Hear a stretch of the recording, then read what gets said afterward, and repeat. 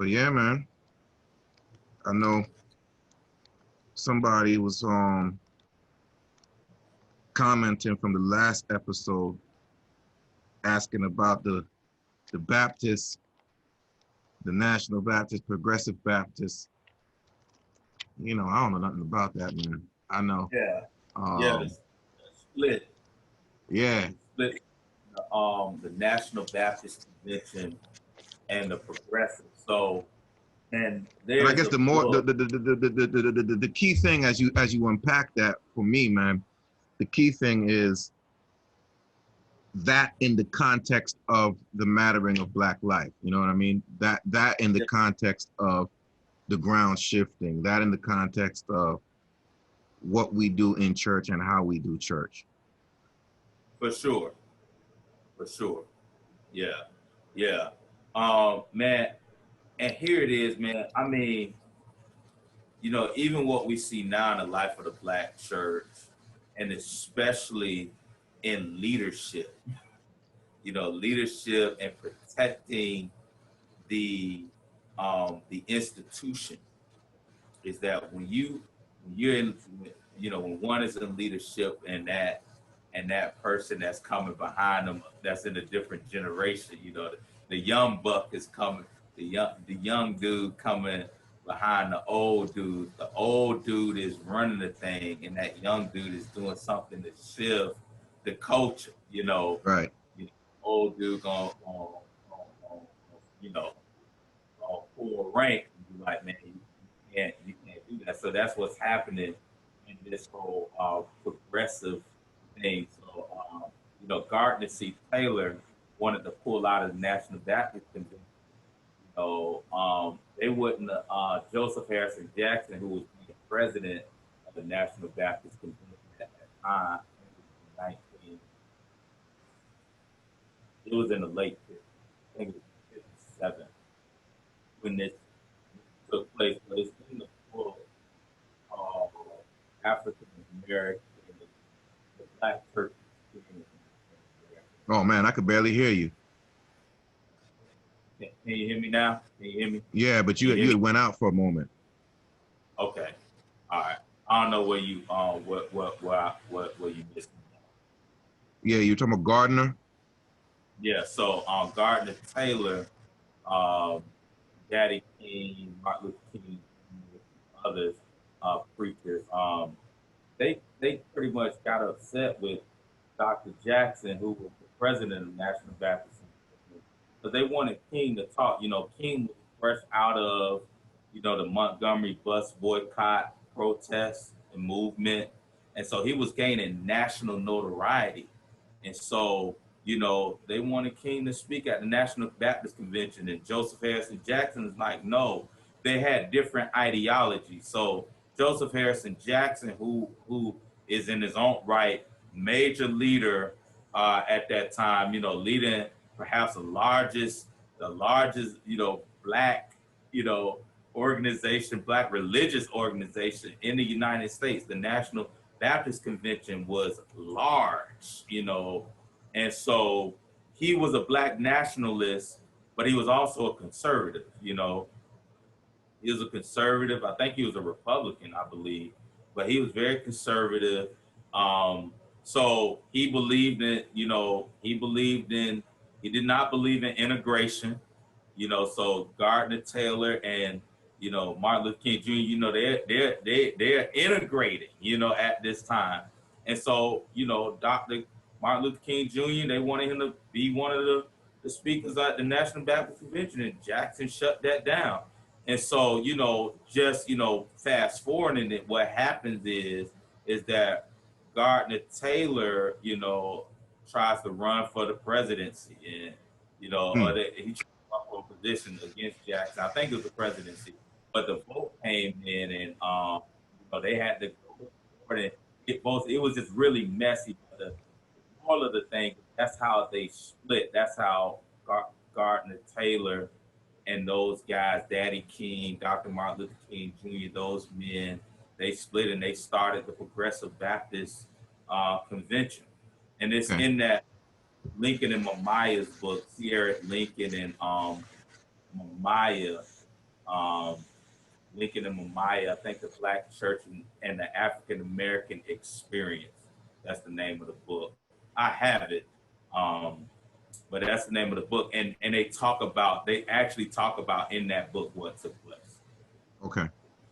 Okay. Okay. So essentially then the Progressive Baptists, this is my naivete talking, right? The Progressive Baptists form, because I don't want to piss off no Progressive Baptists, right? The Progressive Baptists formed to further integration. And I even be a little more, you know, they were about integration, but it was really the biggest thing is they was to further the cause of social justice. So remember, you know, that was the movement, that was the social justice movement, you know, and it was, you know, But then social justice as being rooted in integration. Yeah, there you go. Yeah. The key to social justice being integration. Yeah, at that time. Yeah. Mm-hmm. Yeah. Yeah. And so what Joseph Harrison Jackson was trying to get those young pastors to understand is that at the end of the day, here's what you're doing. You want to be white. You know, you want to enjoy the same amenity as these white people be like. And what he's trying to say is, no, we need to pull our resources together, you know, things of that nature. Here's a book that's sitting on my desk right here. This is another book by Eric, I think it's Sinet. I think that's his name. Hopefully you can see it. You gotta bring it down, bring it down. Yeah, there we go. Right. Okay. American, African, okay, bring it over to your left a little bit. Okay. All right, cool, yeah. African American religious history, okay. Yeah. So in this book right here, you're gonna see you're gonna see a response from Joseph Harrison Jackson, really like stating his ideology, where he stands as a leader.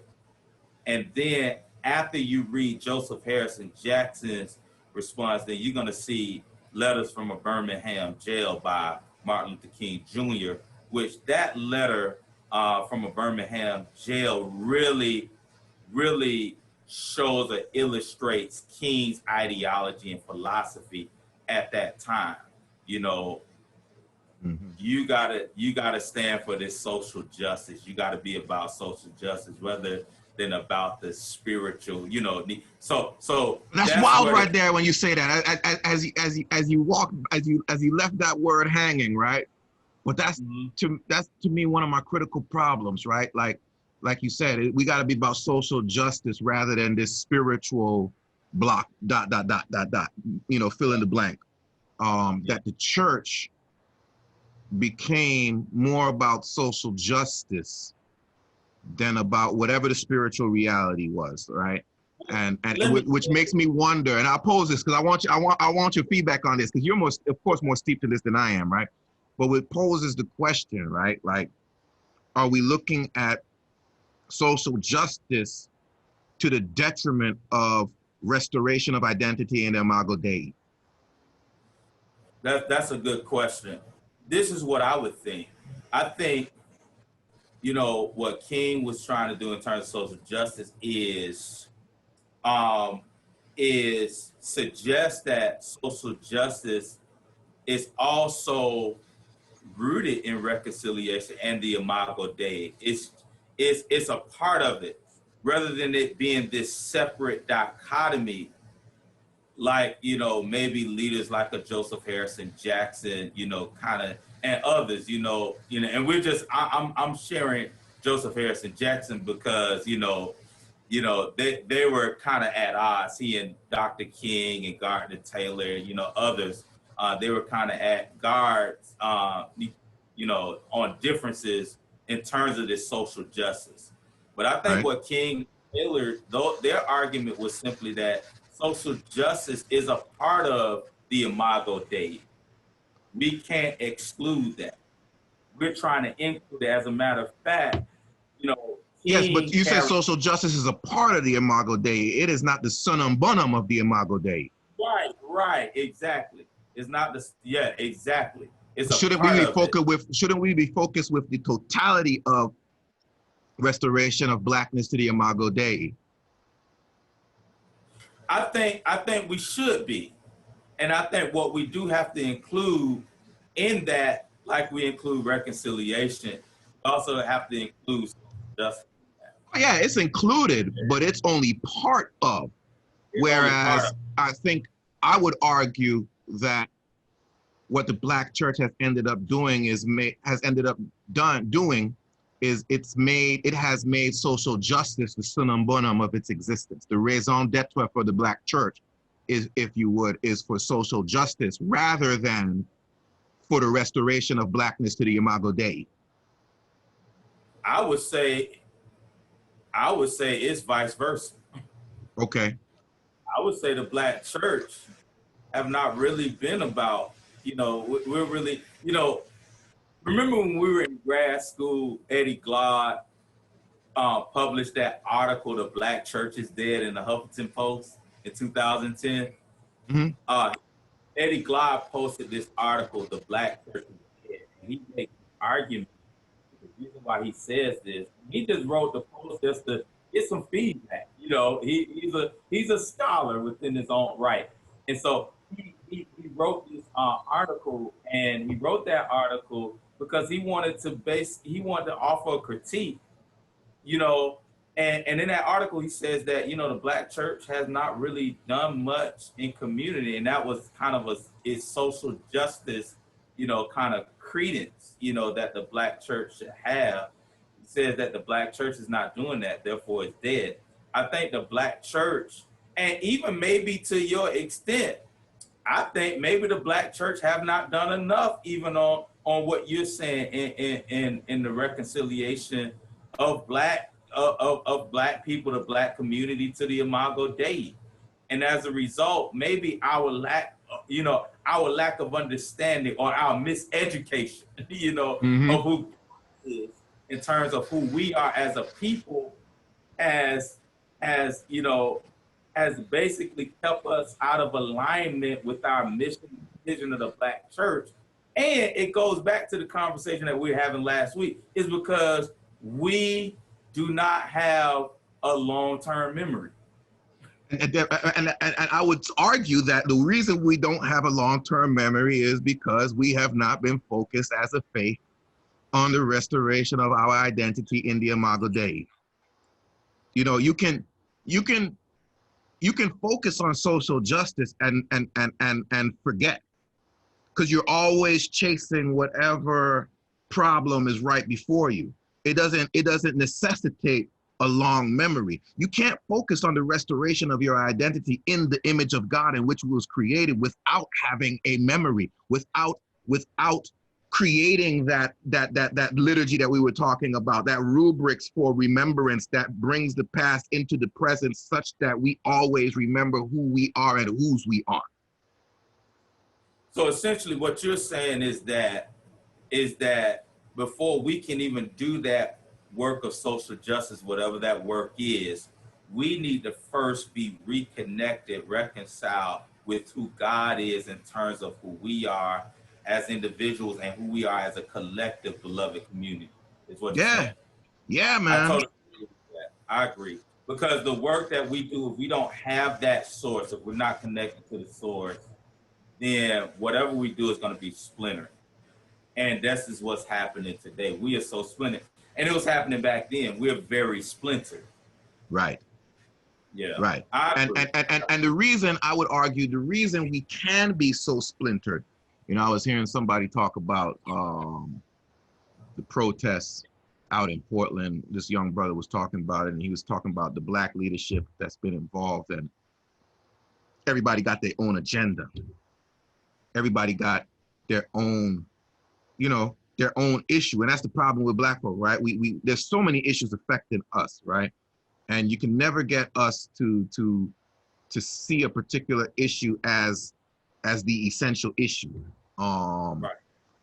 And then with even within that, on the various issues can never get us to see what is the strategy. And then the reason we can't see the strategy is because we don't even have a singular goal. So, you know, social justice just tells you to fight injustice. And you have no rationale for why you are fighting injustice. You have no rationale for what a victory over injustice would look like. You know, or to use more theological language, what is deliverance? Yeah. You know, what would be deliverance? What would let us know, like the Israelites knew when the pillar of cloud went behind them and stood between them and the Egyptians, and that Moses stretched his hands over the Red Sea, and the sea came back over them, and the Israelites said that now they knew the Lord. They knew that was deliverance had been defined, effectuated. You know, what is deliverance, right? Like, when you don't have that connection to that memory, yeah, deliverance becomes simply freedom from whatever manifestation of oppression is most salient at the moment. That's a good definition of deliverance. You need to say that again. And like, deliverance becomes freedom from whatever form of oppression is salient at the moment, whatever manifestation, however it manifests in that particular moment. Right now, it's police brutality. It's been police brutality a lot. You know, right now it's police brutality. Then you know, it's in some points it's been denying disenfranchisement, the voting rights. At some other points, it's been housing, you know, crises. It's access to housing. You know, at some point it was segregated schools and lunch counters. You know, what deliverance then becomes, you know, okay, we've been integrated. Glory, hallelujah, we've been delivered. You know, we've been, you know, we get some sort of voting rights act. Oh, glory, hallelujah, we've been delivered. You know, a black man becomes president. Oh, glory, a black woman gets VP nominee. Oh, glory, hallelujah. Like, whatever passing manifestation of injustice, we get a little pressure release. We consider that deliverance. But that's because the church hasn't taught us about deliverance. And rather, I don't even say the church hasn't taught us about deliverance. I'll even be bolder and more audacious than that. The church has taught us that deliverance, and it's probably along the same lines of that split, but the church has taught us that deliverance is when we get a little bit of reprieve from white oppression. We're still under the yoke of white power. We are still subject to white power and the power of our oppressors, the power of the Egyptians. It would be like the Hebrews considering deliverance to mean that they got a little reprieve from Pharaoh. Pharaoh still had control over their life, and they still could not step outside the box that Pharaoh had designed for them and prescribed for them. But if Pharaoh made their life in Egypt a little more better, that's deliverance. Wow. Or deliverance is, we've been in the wilderness for about 10 days. All right, we got a break. Right, let's go back. Let's go back to Egypt now. Woo! It was good to be out here and pray on our own. Oh, man. Woo! Stretch my arms. Man, it felt good, Doc. Woo! Pastor preached a good sermon today, Doc. Woo! Glory, hallelujah. Oh, now I can go back to Master. I can go back on the plantation because I know. Listen, I think you're saying something, man. And I'm listening to this thing, man. I'm like, wow, because maybe that's what we've been doing in the black church. We have been using Sunday as a way of escape or coping.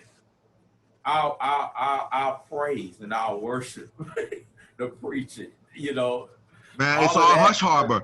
It's becomes it's it's it's it's, it's a corrupted hush harbor, because the hush harbor was important back when, in the days of slavery. The hush harbor was important, but now we've simply held on to the memory of the hush harbor so that we have this place to go. During the days of slavery, the hush harbor was the only place we could go and dream of freedom. Freedom came, we decided to stay in bondage and flip the hush harbor into a place that reminds us of what it felt like to dream of freedom.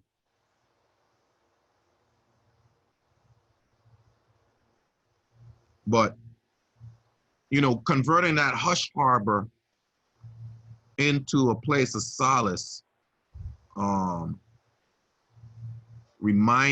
simply reminding us of the freedom we used to desire. Because it's still a mystical place. You know what I mean? The hush harbor is still a mystical place. We go into that space and we are transported. We transcend. It is an anaphora. We do get lifted up in euphoria, hopefully to the kingdom.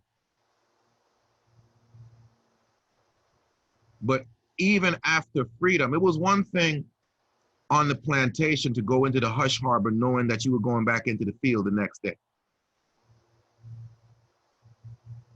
It's another thing altogether to go into the hush harbor and go back to the field the next day because you have chosen to go back to the fields. You have chosen to stay on the plantation. Like imagine, right? Let's think about slavery. And let's put our minds in a slavery context that we're already there. But imagine what free people would think. Like, you and I, we enslaved together. And freedom come and you decide to leave. And I decide to stay on the plantation and work for massa. And you're like, man, I don't know what you're doing, but I'm gone. Forget that. And for a time, the hush harbor meet in the same spot. What would you think of me every time I come to hush harbor meeting? You go back to freedom and I go back to massa. What would you think of me? Man, this dude ain't been converted. You know what I'm saying? Right? So here it is. We reconnect with the ancestors at the hush harbor every Sunday. We sing the songs that remind us of the days, even spiritually remind us of the days so that we can connect with our people, with our ancestors. What do they think of us? What do we think they think of us when we come back to the spiritual hush harbor meeting every Sunday and willingly go back to the plantation? And say we honor in their memory, we honor in their legacy.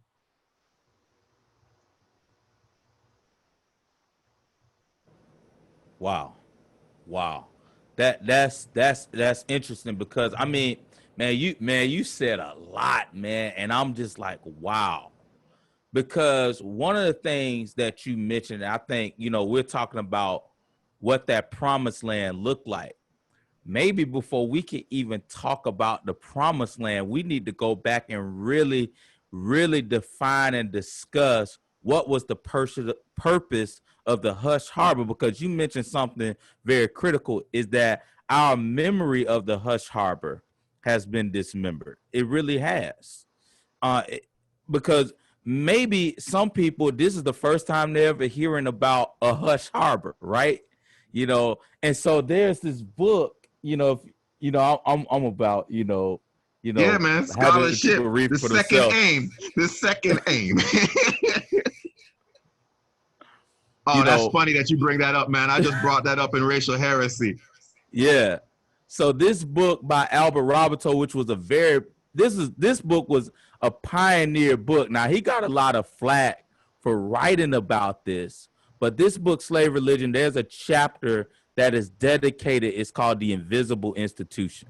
Mm-hmm. This is where Roberto talks about the hush harbor. That's what we're talking about. You got to read this book by Albert Roberto, Slave Religion, if you really want to, get up on the hush harbor. But we got to really think about this. What were our ancestors doing in the hush harbor? They were not just having church and worshiping and singing, and shouting. They were strategizing. They were strategizing. Listen, we're trying to get to the promised land. So what are we going to do? They were action-oriented people. They were on a mission, and their mission was getting them to their vision, freedom. And freedom was in that promised land. So they were actually setting a strategy. And part of the strategy is this. Listen, I don't know what's out there. I don't know how to get to freedom. I don't know how to get to the promised land. We don't even know where it is. But here is what we heard. We heard that if you cross over the Mason-Dixie line, if you cross over the Ohio River, which was our Jordan River, right? Right. If we cross over the Ohio River and get to Ohio, if we cross over the Mason-Dixie line and get to Philadelphia, well, William Steele is, or we get to, New York, or we get to Boston, right? These places represented for our ancestors the promised land. Or for Harriet Tubman, who was a person she was the only conductor. She was the only one. I was just going to bring her up. That led her interpretation of the hush harbor didn't lead her to her social justice wasn't go petition Congress. It was out of America. Yeah. Because she said she ain't trust America with her family and her people. It was another country. Social justice looked completely different for her. Yep. And here's the other thing to that, to your point, right? Which I think your point is very what you made earlier about, and I'm paraphrasing it, but reconciling us to the Imago Dei. We got to understand this. Harriet Tubman was a devout AME Zion member. She is the product of the black church. She would come into your church, sing and shout. I'm talking about she would shout a hole in your floor. And she was AME Zion, so that's another thing, right? Oh yeah. Shout out to all of the Methodist Episcopal, my Methodist Episcopal brothers and sisters. Mercy, hey, who want to be Dr. Roberto unpacks that.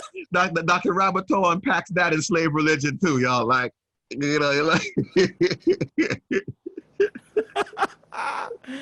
Yeah, you just think, worship is contemplative. I think worship is all of that. You have to be contemplative and you have to be expressive. With all your heart, with all your mind, with all your soul, with all your strength. That's it.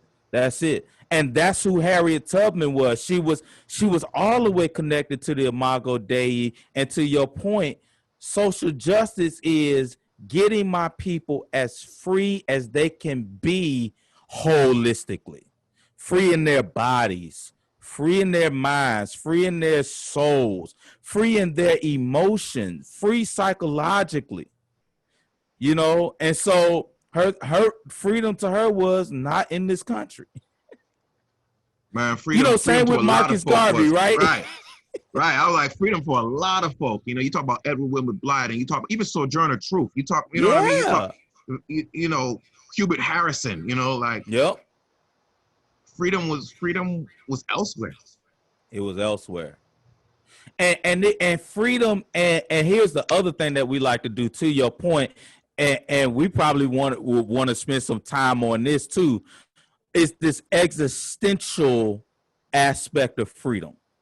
And so, to the other thing that you raised earlier about, we shout and say, we quote, and then we go back to the plantation. So for So that freedom or that promised land, it takes on this kind of existential space whereby, you know, we can cope with where we are because there's no way out. And so we have accepted that there's no way out. So we'll treat Sunday like a space of, like this space of, you know, Crisis. yeah, like a break. Right. A release. Like, whoo, It's a release to give us the strength to go back and endure the shit. for another week. Yeah. And so think about this, man, is that we're in COVID-19. A lot of our church doors have been closed. I'm one of those, you know, I stream via Facebook Live. And when I hear parishioners who are connected to the ministry that I serve, when they talk, you know, and especially, you know, they're old enough to be my parents. I'm 37. So, you know, they're like in their 60s, their 70s, you know, and especially for them who've been in church all their lives. They've been coming to church like routine, like clockwork. Right. They've been faithful, coming to church, coming to church, coming to church. And now COVID hits, you can't come to church Don't know what because to now, do. because of your age, you are at risk. And so they're sitting at home like, there goes There goes my record. There goes my I'm perfect laughing. It's not attendance. funny, but yeah. There goes my perfect attendance. Yep. It's like we think that church is the destination. Coming to church is the destination. Yep. And that holds our space for salvation. Yeah. You know, Yeah. I need to be there every Sunday. I used to tell them all the time. I'm like, you know, it's not like when you die, you're gonna come to the holy seat and you're gonna be able to say, man, I was in Father Jabril's church. Don't you know me? Didn't you see me sitting in the second pew? Yeah. I was there every Sunday. Yeah. You know. But you leave out of those four walls, you return to the plantation. You know, Yeah. the same, right? And so this is why I'm saying like this conversation that you and I having is that promised land, you know, in relation to the purpose of the hush harbor that we call the Black church, you know, it was to move us to a deeper consciousness. So it's one thing to have deliverance, but I'm going to add this addendum. It's another thing that we can experience wholeness. And we can't experience wholeness or holiness without community. If we're splintered, if we are severed, we can never have wholeness. Because when there is a hole, there are no splinters, there are no holes, literally. You can't be WHOLE if you have HOLES. Right. And so to your point, to the sake of the conversation that we're talking about, it's the long-term memory, being reconnected to that long-term memory so that we can be remembered, so that we can be whole. It helps us to strategize and not cope. It helps us to get to the promised land. But in order for us to get to the promised land, we got to name what the promised land is. Right. And that's the problem, right? Because with this whole social justice push, the promised land is America. That's already been decided. I'm not even going to venture to say, you know, for whoever don't agree or whatever, like, let's accept that we don't know what it is. Yeah. We don't know where it is. Yeah. You know, if you notice, the Israelites, the pillar of cloud and the pillar of fire went before the Israelites because the Israelites did not know where they were going. Right. They had no idea where they were going. They had no idea how they were going to get there. They had no idea how they were going to survive the journey. Of course, they always ask, can we go back? You know, like, what the hell you bring us out here for? You know, like, I was telling Case earlier, I was like, man, it's like, you know, Black leadership decided to go back to Egypt and tell us we got to deliverance. But it literally is that we have decided that the promised land is a better America, which by necessity place us in a subservient position, hoping for white benevolence. We can never get to the promised land. If the promised land is America, we can never get to the promised land until white power repents and allows us entrance. Yeah. Definitely, if your argument is reality, we can't ask God for repentance. We got to ask that white man, and the only way we accept the repentance is reparations. This 40 acres of me, and what I'm And up to now, white society has been completely unwilling to even consider they're repentance. not willing to do that, right? So then what comes of our hope? What comes of our, again, there is no vision, no cognizance of our identity in the Imago Dei. Yeah. It's all about social justice, which needs to happen because it is part of any people that live in the image of God must of necessity be justice oriented. But people can be about justice while not being in the Imago Dei. That's where you get just us. Facts.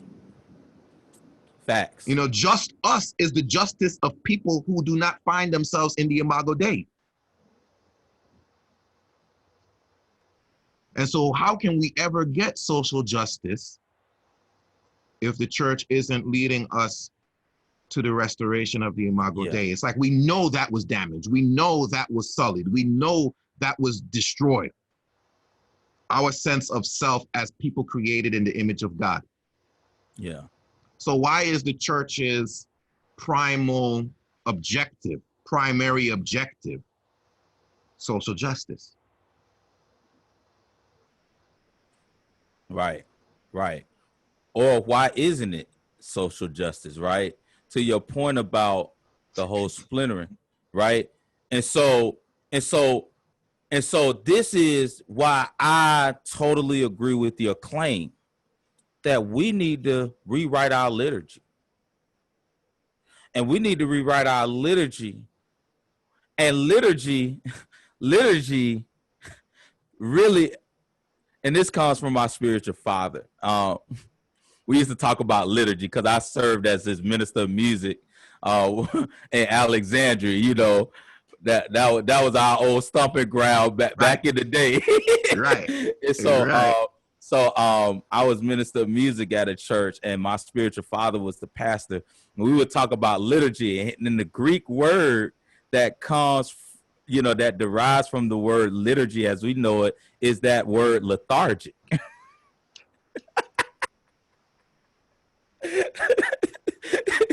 So when we get the word lethargic from, it makes no sense. But here is what we can do is, one of the things that we're good at as a community is remixing. We're good at a remix. And so this is why we need our own liturgy. We need to remix so that our people can be remembered. And that liturgy, that remix gets us to a long-term memory.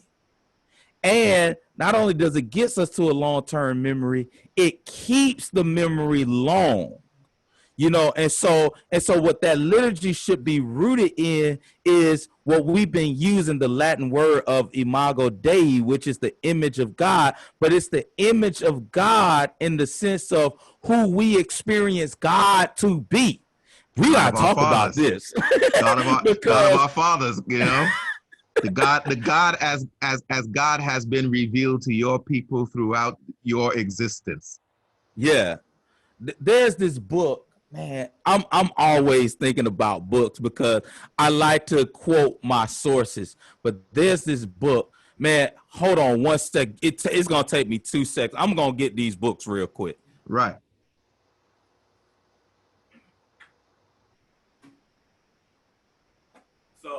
All right. Hopefully that didn't take long. Nah. But all right. So I want to just back up really quick. So we talked about this whole idea of the split, right, with Joseph Harrison Jackson and Martin Luther King. This is the book right here. Hopefully you all can see it. And these are the authors. Yeah. Yeah, Lincoln and Mamiya. And so to what we are talking about, there's another book by another scholar of ours. You know, I try to make sure that we're reading our people as well, right?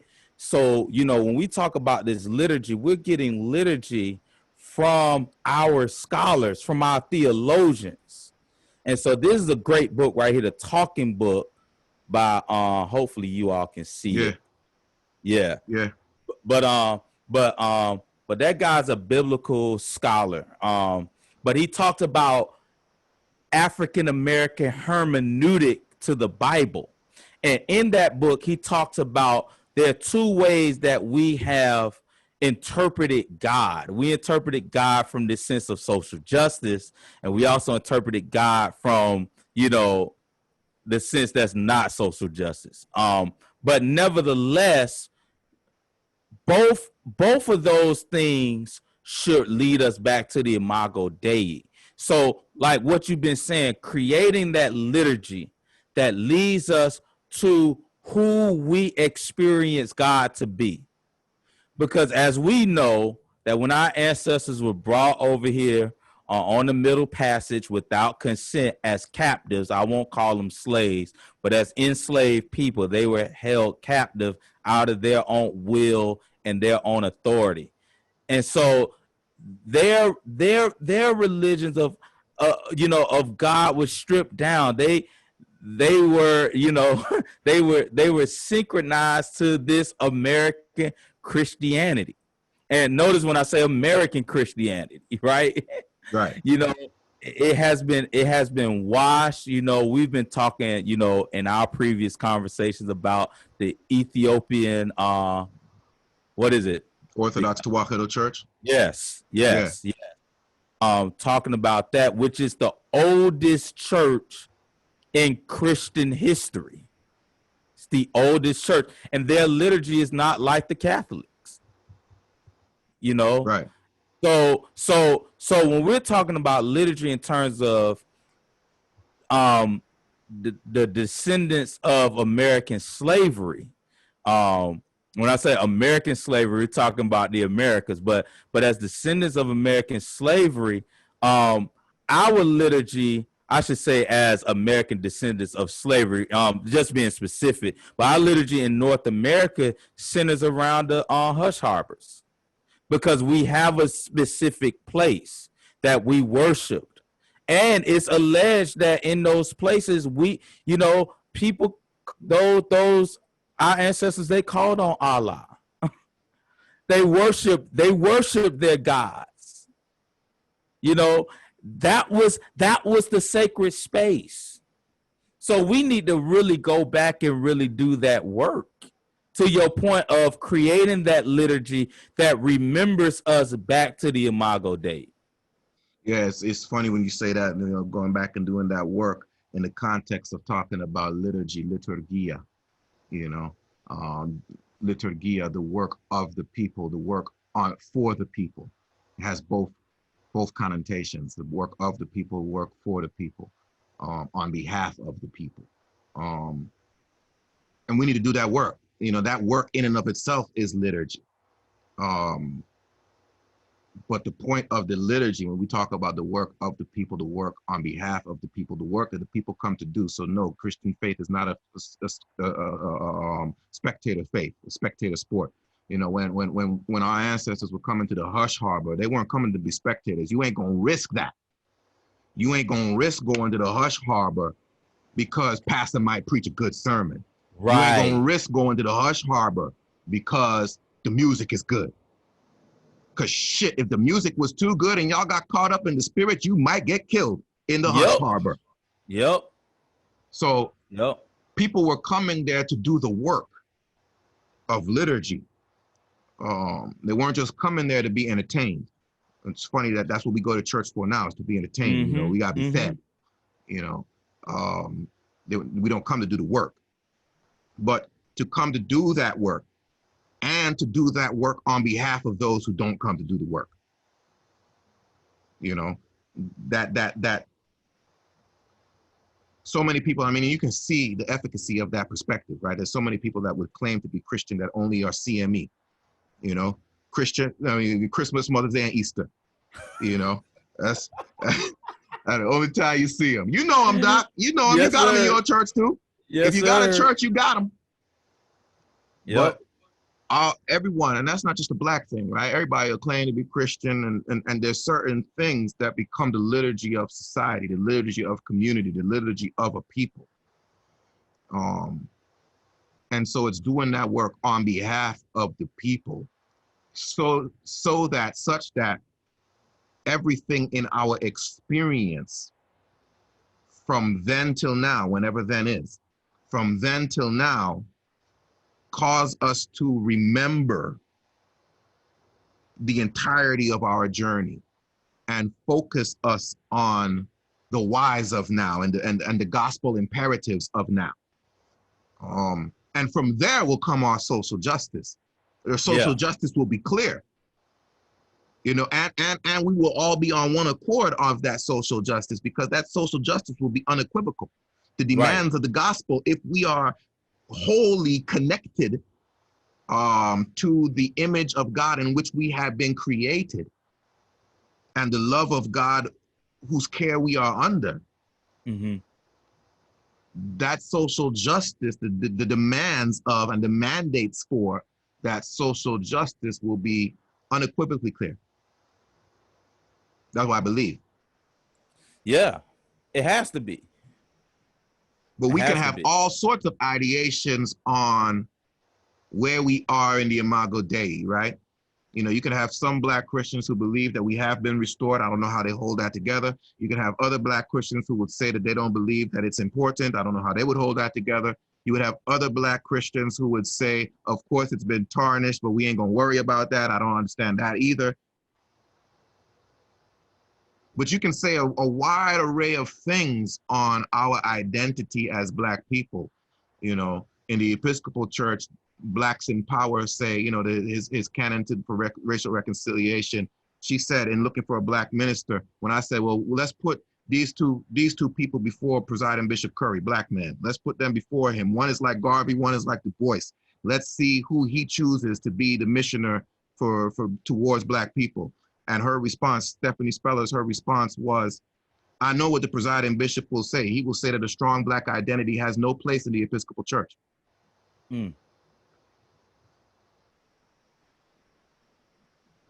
So then what are we saying about the restoration of blackness in the Imago Dei? And how do we ever fight for the mattering of black lives if we don't even truly and fully see blackness as restored in the Imago Dei? If we don't see the need for blackness to be restored in the Imago Dei, if we can accept a degraded position as restoration of blackness in the Imago Dei, if we can do that, if we can accept our disposition in America and say that we have been restored in the Imago Dei, I guess because of the blood of the Lamb or whatever we want to say, then we are agreeing with white power that blacks are inferior. Yep. And that somehow us in the image of God is less than others in the image of God. Yeah. If we are in that space, any of those spaces, our social justice is a waste of time.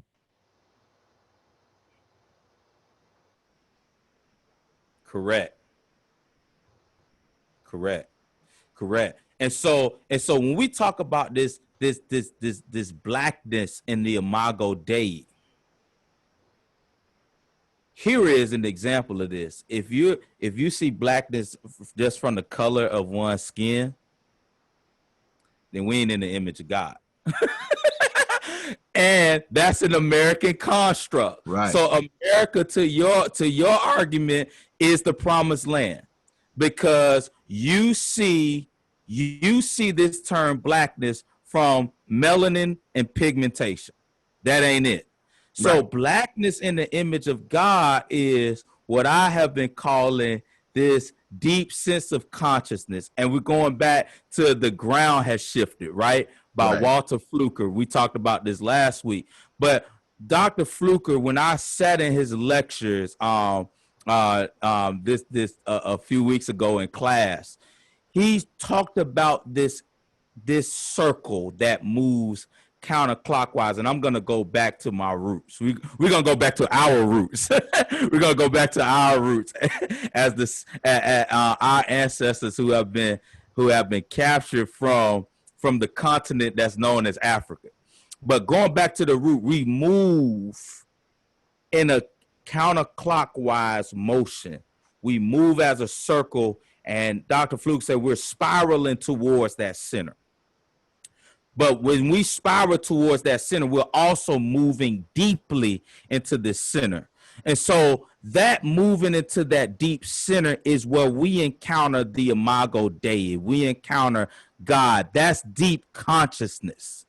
And if we don't move collectively into that deep consciousness, we can't encounter God. And if we don't encounter God, then we sure won't encounter ourselves and how we see others. Just like you said, just like you quoted today, when the lawyer comes and asks Jesus, what's the greatest commandments? Jesus says, you got to love God holistically. Yeah. And you got to love your neighbor as yourself. That's wholeness. Right. And and love is social justice. And we Right. can't, that's what King was about. That is the radical love. And he gets that from Thurman's book, Jesus and the Disinherited. Yep. Which is Thurman is a Florida boy, you know. Yeah. We live in Florida. Thurman is a Florida boy. As you see, the hoodie Florida man that ain't nuts. Daytona Beach. One Florida man that ain't nuts, right? Every other time you hear about Florida man, he doing some crazy shit. Yeah. I guess in his day he was doing some crazy stuff too. So listen. Thurman born in 1899, born and raised in Daytona Beach, Florida. That's where my founder, we call her Mother Mary, the late Dr. Mary McLeod Bethune, who was Methodist. She founded a school called Bethune-Cookman University. Is the Bethune Institute for Girls in 1904. 5 girls, $1.50, and faith. This is social justice work, but these people, Howard Thurman, you know, this is where King gets the radical love from that book, and King ties it to the Gospels, to the life and teachings of Jesus. But the thing is, King doesn't get there until he discovers the Imago Dei, who God is, in conjunction with who I am and who these other people are. Mm-hmm. As a community, as beloved community. If we're not willing to get into that deep consciousness that we call blackness, then here's what happens. Just like you've been saying, the work that we call social justice is null and void. I would argue that's why it's been null and void. That's why social justice ain't gotten no justice yet. Yep. We ain't connected. You know, you know, and you know, like, I got some friends who would say, you know, that, you know, God ain't delivered us. Where is God? You know, why should we hope in God? You know, my argument always is we ain't been hoping in God. God ain't delivered us because we ain't been looking to God. We've been calling out to God with no connection to God. You know, I imagine, man, I learned a lot by reading about the Israelites this time around, man. I imagine after 400 years of slavery in Egypt, the Israelites were calling out to God. They were saying, oh, Lord, help us. Oh, my God. Oh, God. Every time the Egyptians oppressed them or killed one of their sons or, you know, so on and so forth, they were shouting out, oh, God, please, God. But by that time, they had been gone so long from Canaan, they had no idea who God was. They just remembered this name that their father's mother used to say. They had no context for who God was and who they were in God's image, which is why God had to reintroduce himself with all his signs and wonders before the Egyptians. Like, let me, because y'all don't know who am I? What is his name? Y'all don't know who I am, man. Like, let me, allow me to reintroduce myself, like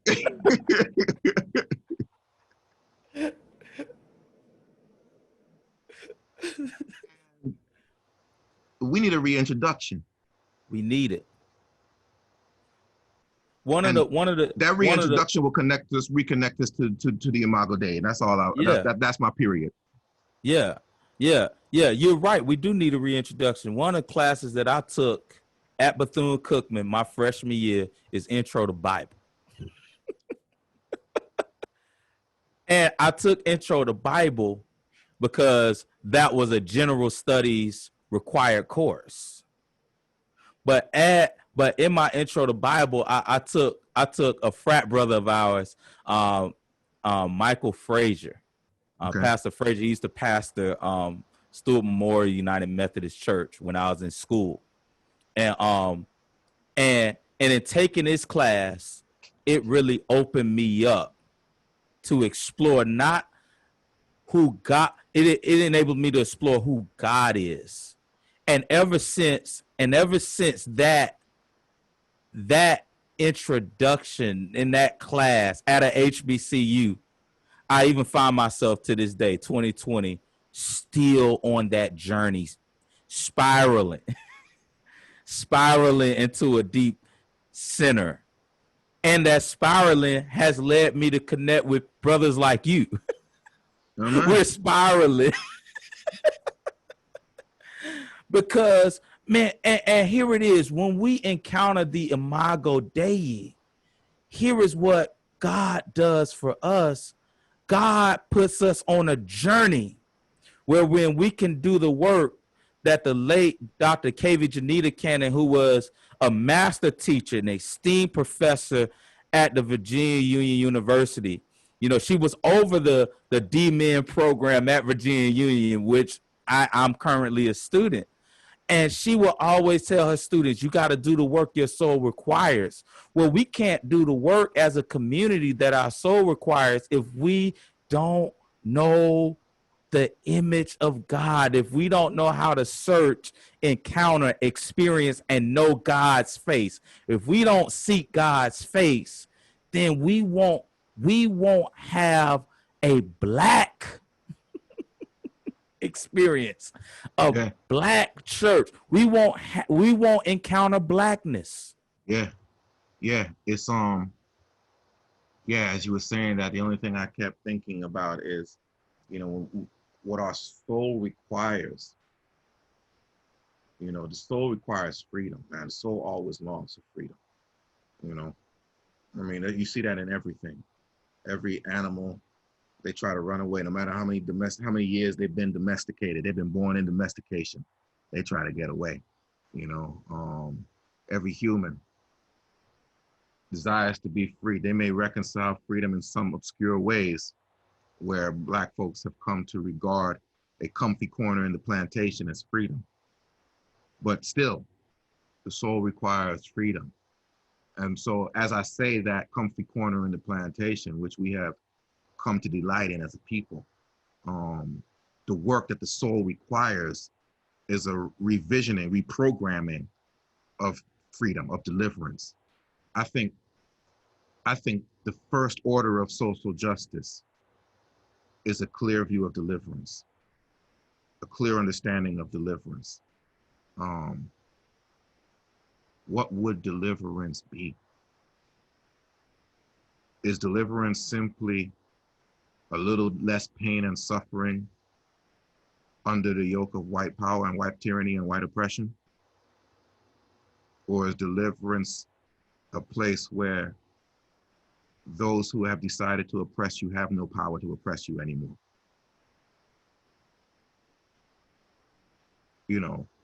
And that the root of that comes into how you see yourself in the imago Dei. How do you see yourself in the image of God? You know, it's like people put us down, put you down, tell you all kind of negative about yourself. Father, forgive them, for they know not what they do. They insult the image of God. You know, they don't offend me or you.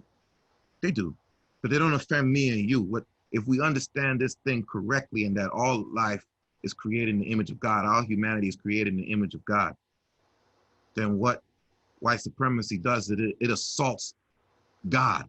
It assaults the image of God in which we were created.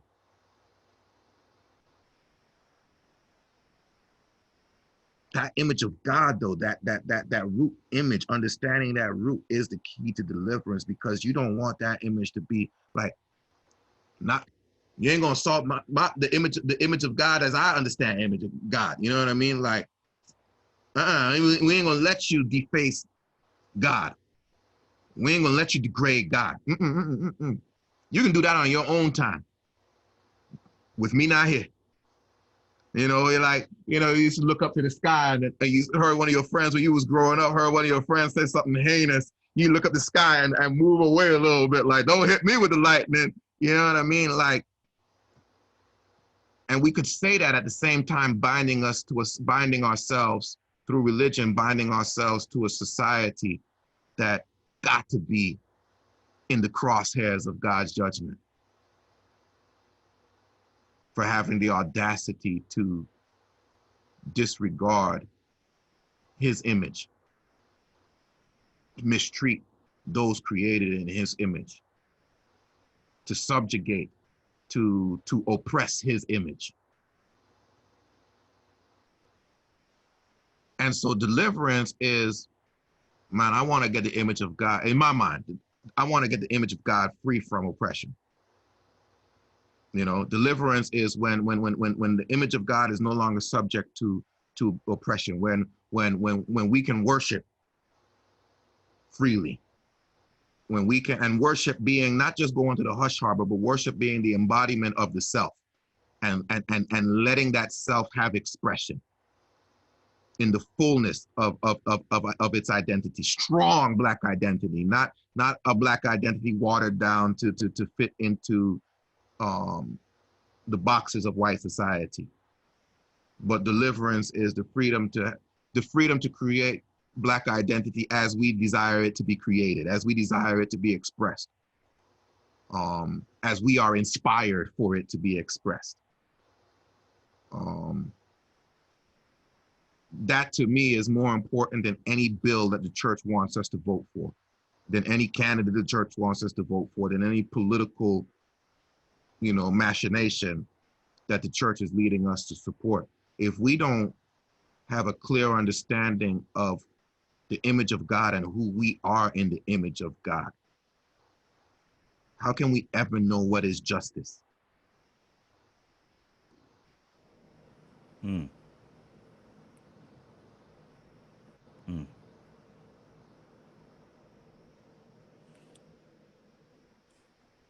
Man, what was the question that you asked? How, you know, in order to understand the Imago Dei, you asked, you just said it, you asked the question, how do I see myself? I want you to repeat it if you can. I don't remember. How you have to know, how do you see yourself? I think you said, oh man, how do you see yourself in the image of God or something like that? Yeah. Or how do you see God? Yeah. How do you, yeah. Because if you are in the image of God, you know, how do you see God? Yeah. If you are a reflection of God's image, yeah. How do you see God? And I would even say this. Do you see God? This may be a question for reflection too. Do you see God based on what God does for, okay, let me make it personal. Do I see God based on what God does for me? Mm. So I only go to God when I'm in trouble, right? Right. And I say, God, get me out. Well, that's going to be a jaded image of God, because now now I'm not in alignment in terms of, we're talking about justice, right? Doing the work that our souls require, doing the work, that work in the image of God. I believe that work, what that does is it puts us in relationship, in community with God, self, and others, spiraling towards that deep conscious center. So the thing is, in many instances, and especially in American, we're talking about American ideology, we're so individualized because we want things done for us the way we want it, how we want it. So we're at the center and everybody else is excluded from the center. And so as a result, we maintain the status quo of American ideology. That's not Imago Dei. Right. So we have to ask ourselves, we got to do that hard work of deep introspection. Also, God has to be experienced. And I believe that the way that God is experienced is how we see ourselves, like you're saying, not only in the image of God, but how we see ourselves with other people, in relationship with other people. How Right. come, for instance, how come I can't keep certain friends? Or, do I hold myself accountable to be a communion, to be a Right. community? These are things, we're just kind of throwing it out there, but these are things that can push you to discover and experience. Because when we talk about Imago Dei, it's not just cerebral, it's also an experience. This Right. is a lived journey. Holistic. So everything that we do, who we encounter, how we treat our parents, those things keeps us, experiencing the Imago Dei so that we can understand Right. who God is Right. and who we are, Right. who I am, who we are as beloved community. Right. Right. And so that's why that right there is exactly why I say, it's incumbent upon the church, understanding what Master did to us in this system. It's incumbent upon the church to create a rule of life that binds us back to our righteous minds, that binds us back to the image of God in which we were created, which can never be destroyed, right? It can never be destroyed. That's why I say binds us back to, because that image still exists. Black identity restored in the fullness of the Imago Dei does still exist, was never destroyed. We've been severed from it. And it's about being sutured back, being bound back, which is the work of religion, which is the work of religious scholars, which is the work of the clerics and the pastors, to see a people who were stripped. When we say stripped of our identity, that's what we need to understand. We think it gets lost simply in our Africanness. No, stripped of our identity as people created in the image of God. Africanness a part of that. But how do we become bound back to our identity as people created in the image of God? Who do not have to have the approval of whiteness for their lives to matter. I'd love to know what y'all think out there. Like, is that, to me, I think that's more important than social justice. I'd love to know what people think about that, Or I want to know this too. We're talking to the people out there too. Is that social justice? Yeah, Is what Father Jabril said. Is that social justice? Because if that is social justice, then I think we can do the work of social justice and reconciliation and being remembered, because we now know who the Imago Dei is. Oh yeah. The in my mind, the tenor of our dialogue with power becomes so different. Like, I ain't begging you to make my life better. I'm begging you to save your own life, because you are defiling the image of God. Are you crazy? You are spitting in the face of your God and creator. Are you mad? You want to do that? Okay. Well, I know never go where the heathens go, never do what the heathens do. So if you want to be like that, okay, time to go. Because I don't want to be here when judgment comes. I'll take my chances elsewhere. I don't want to be around people who have no problems defiling the image of God.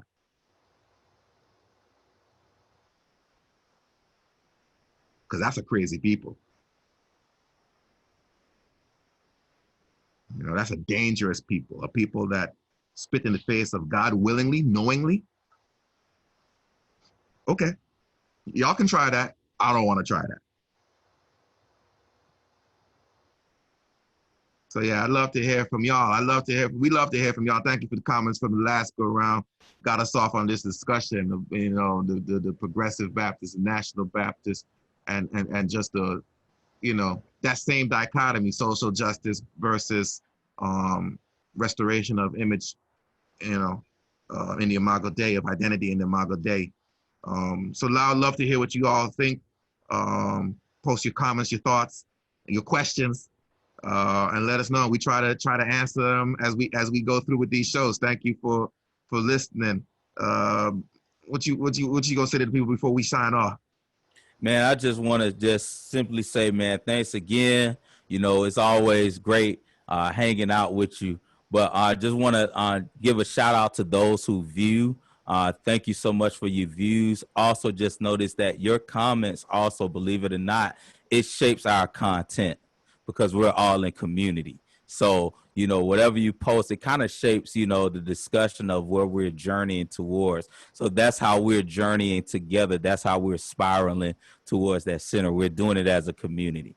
Amen, amen, amen. A charge to keep we have, a God to glorify, a never dying soul to save and fitted for the sky. We done come a long way, brothers and sisters. Don't get me wrong. I ain't gonna poo-poo it all. We done come a long way, but we ain't there yet. So let us truly march on till true victory is won. Peace.